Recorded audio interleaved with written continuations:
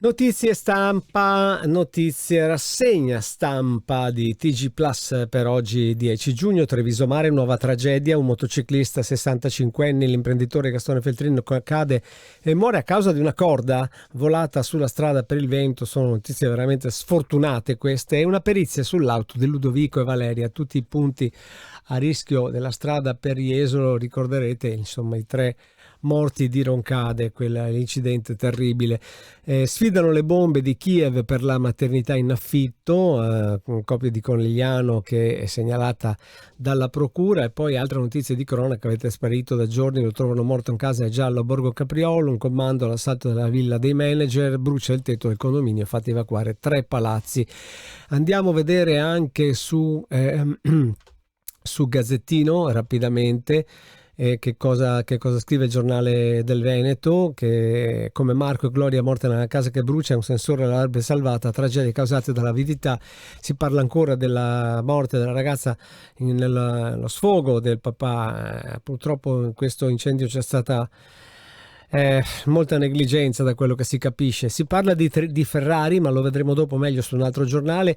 Migranti, aiuti alla Tunisia, von der Leyen, subito 150 milioni, il presidente africano alza la posta, Crosetto, in gioco il futuro dell'Unione Europea. E anche qui si parla dell'incidente cavo sulla strada, ucciso un motociclista. Dalla Nigeria a Padova, salvata dalla tratta, la mia seconda vita dopo l'incidente. Questa è la storia. Per tornare anche sulle notizie che dicevamo prima, vedete che fotonotizie del Corriere del Veneto: domenica delle rosse, vincono il Ferrari e Ducati dopo 58 anni di Le Mans, bellissimo, insomma. Bagnaia si impone a Mugello, meno male che i pilotoni italiani delle moto cominciano a fare la loro. Sparisce 5 anni dal cortile di casa l'ipotesi della rapina, e il titolone in grande: migranti, intesa a metà con Tunisi, il viaggio della Meloni von der Leyen, Said non farò la guardia di frontiera, al tavolo anche il leader olandese, subito 150 milioni, la premia, passo avanti, obiettivo accordo entro fine mese. Il trionfo di Djokovic, Parigi sale a 23 successi.